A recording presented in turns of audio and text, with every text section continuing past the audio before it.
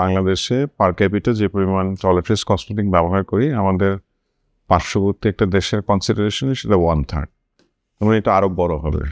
আর আমরা দেখছি যে গত কয়েক বছর ধরে একটা কনসিস্টেন্ট গ্রোথ আমরা দেখছি, প্রায় ডাবল ডিজিটের কাছাকাছি এই ক্যাটাগরিটা বড় হচ্ছে। আর সবচেয়ে আনন্দের ব্যাপার হচ্ছে অনেক লোকাল কোম্পানি এখানে নতুন করে আসছে। আমরা যেমন স্কয়ার টয়লেট্রিজ থেকে আমরা আমাদের নিজস্ব গ্রোথের কনসিডারেশন আমরা দেখছি যে আমরা খুব ভালো ট্র্যাকশন পাচ্ছি এবং অনেকগুলি ইম্পোর্ট সাবস্টিটিউট ক্যাটাগরিতে আমরা ঢুকেছি। যেমন স্কয়ার থেকে সানস্ক্রিন এসছে, মায়া বলে একটা ন্যাচারাল ব্র্যান্ড, সেখানে ক্রিম, আমরা স্কিন কেয়ার আরও বেশ কিছু এক্সটেনশন করেছি। আমরা দেখলাম যে বাংলাদেশের মানুষ আসলে ঠিক ওই আগে যেমন ফরেন ব্র্যান্ড খুঁজতো সেই জায়গা থেকে আসলে বেড়ে আসছে। লোকজন কোয়ালিটি প্রোডাক্ট চায়, ভালো দামে চায়। তো এটা আমার কাছে মনে হয় যে এখানে আরও কম্পিটিশন আসতে পারে। কালেকটিভ কোনো আসলে ওরকম নাম্বার নাই, বাট আমরা এস্টিমেট করতে পারি যে এটা অ্যাপ্রক্সিমেটলি 30,000 কোটি টাকার একটা মার্কেট যদি আমরা ওভারঅল টয়লেট্রিজ কসমেটিক এবং আনুষঙ্গিক জিনিসগুলি ধরি। সো এটা অনেক বড়। যেমন আমাদের স্কয়ার টয়লেট্রিজে আমাদের গ্রুপে প্রায় 80,000 আমাদের সহকর্মী আছে, বাট স্কয়ার টয়লেট্রিজে প্রায় 4,000-এর বেশি সহকর্মী কাজ করে। তার মানে হচ্ছে এই ধরনের কোম্পানি যত আসবে, বড় হবে, আমরা অনেক এমপ্লয়মেন্ট করতে পারবো। একদিকে হচ্ছে টাকার রোল আউট, যেমন বাংলাদেশে আমরা বলি যে প্রায় 1.8 মিলিয়ন আউটলেট আছে যারা এফএমসিজি ক্যারি করে। তার মানে হচ্ছে কি, মানে প্রায় 16 লাখ 18 লাখ দোকানদার আছে যারা আমাদের প্রোডাক্ট বিক্রি করে।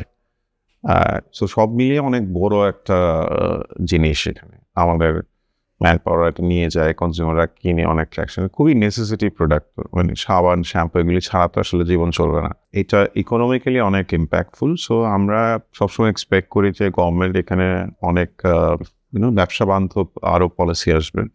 যেমন আমাদের কিছু গ্রিভেন্স আছে, যেহেতু এটা মূলত ইম্পোর্ট নির্ভর, র মেটেরিয়ালটা প্রায় 92% ইম্পোর্ট করতে হয়। তো সেখানে টেনশনটা তৈরি হয় যে অনেক আইটেমের ক্ষেত্রে এখনও ডিউটি আসলে খুবই আনবিয়ারেবল লেভেলে আছে। যেমন আমি একটা উদাহরণ দিই যে আমরা যে কোকোনাট অয়েল বিক্রি করি, আরবিডি, এটা আমাদের বাইরে থেকে আনতে হয়, এখানে প্রায় 66% ডিউটি আছে এই মুহূর্তে। সো যেমন সোপ নুডলস আসে, এটাতে প্রায় 28% ডিউটি হয়, 25+3। সো এইগুলি আমার মনে হয় যে এই ধরনের ইন্ডাস্ট্রিতে আসলে এটা ব্যাকলগ তৈরি করছে, কারণ আমরা at the end of the day competitive প্রাইসে তো দিতে হবে। সো এটা যদি বাইরে থেকে কেউ বানিয়ে নিয়ে আসে বা গ্রে মার্কেট দিয়ে হয়, তাহলে অনেক সময় দেখা যায় যে আমাদের থেকে কম দামে কেউ দিয়ে দিচ্ছে।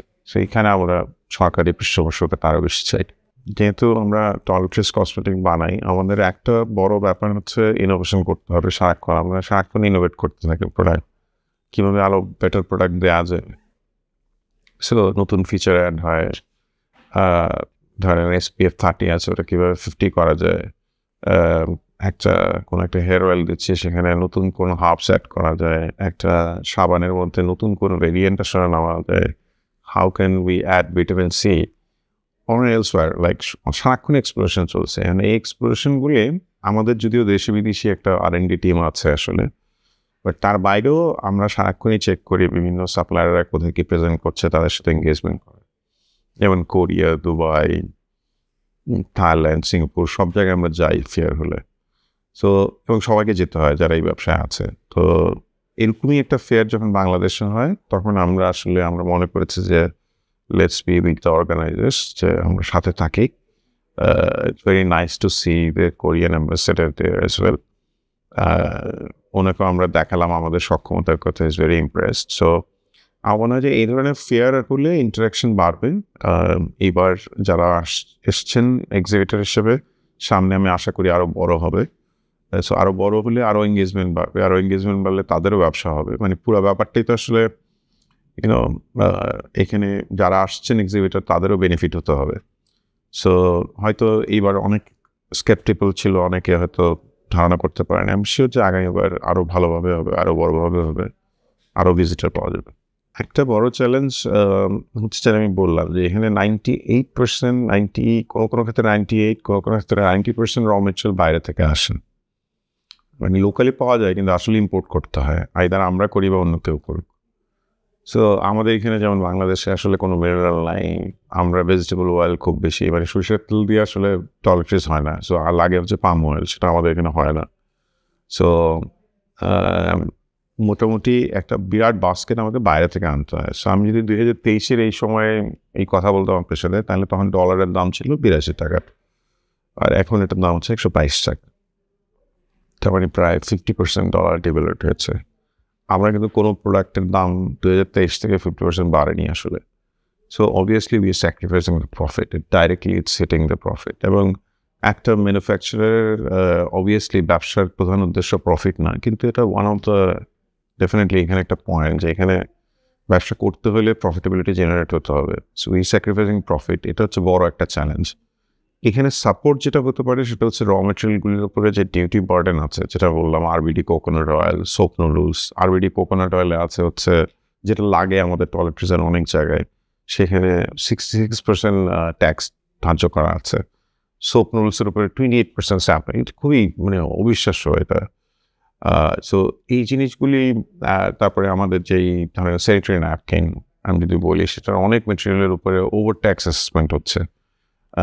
আমরা এই বছর প্রায় 5 কোটি টাকা অতিরিক্ত দিয়েছি এই জায়গায় ওভার ট্যাক্স অ্যাসেসমেন্টের জন্য। সো এগুলি বিরাট বার্ডেন আমাদের জন্য, কারণ এগুলি প্রফিটেবিলিটি ইম্প্যাক্ট করে, এগুলি প্রোডাক্ট প্রাইসিং রিজনেবল করার ক্ষেত্রে ইম্প্যাক্ট করে। সো আমার কাছে মনে হয় যে এই চ্যালেঞ্জগুলি ওভারকাম করতে হবে, বিকজ আমরা তো মানে আমরা কিন্তু ফরেন ব্র্যান্ডগুলির সাথে ফাইট করি। সো সক্ষমতা নিয়ে কোনো টেনশন নেই আসলে, আমরা পারি, কারণ আমাদের এখন একটা R&D টিম আছে, দ্য মার্কেট ইজ ওপেন। আমরা দুবাইতে আমাদের মাল যাচ্ছে, আফ্রিকাতে যাচ্ছে, মালয়েশিয়াতে যাচ্ছে, আবার ওই দিকের প্রোডাক্টও আসবে। বাট গভর্নমেন্টের কাছ থেকে বা ওভারঅল আমরা যে প্রোটেকশন আশা করি, যে যেমন ধরেন একটা হচ্ছে নকল প্রোডাক্ট থাকবে না, এটা খুব বেসিক, রাইট? গ্রে মার্কেটে অনেক প্রোডাক্ট আসে, ট্যাক্স নাক দিয়ে যদি ঢুকে যায় তাহলে ওরা অনেক কম দামে অপারেট করতে পারে। সো তখন আমরা একটা একটা ব্যাকফুটে চলে যাই। তারপরে হচ্ছে আমাদের রেগুলেশনের জায়গায় আমরা চাই যে এই নকল প্রোডাক্টগুলির উপরে আরও বেশি অভিযান হোক এবং স্ট্রিমলাইন হোক। ফরেন প্রোডাক্ট আসতেই পারে, ট্যাক্স ভ্যাট দিয়ে আসুক। আমাদের কাছে মনে হয় যে আমরা তো আসলে ফরেন ব্র্যান্ডগুলির সাথে ফাইট করি, মাল্টিন্যাশনাল প্রোডাক্টগুলির সাথে ফাইট করে আমরা বড় হচ্ছি। সো আমাদের কাছে মনে হয় যে ইকুয়াল একটা একটা প্লে এরিয়া থাকা উচিত। সেটা করার জন্যই আমরা এই সাপোর্টগুলি গভর্নমেন্টের কাছ থেকে চাই। হ্যাঁ, মানে যেটা বললাম যে মানে এক্সিবিশন না বলে আমরা এভাবে বলি যে ওখানে আসলে যারা সাপ্লায়ার তারা আসবেন, যারা বায়ার তারা আসবেন। তো আপনি যে কোনো মেলাতে যদি সেলার আর বায়ার আসে, ঠিকঠাক মতো আসে, তাহলে মেলা জমজমাট হবে। সেটা বাণিজ্য মেলা হোক আর সেটা একটা বৈশাখী মেলা হোক।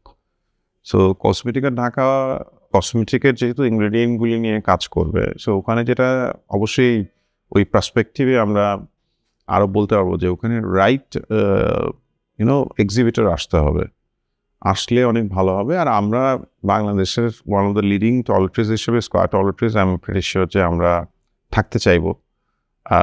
যে সময় এই ধরনের আয়োজন হয় আমরা চাই থাকতে।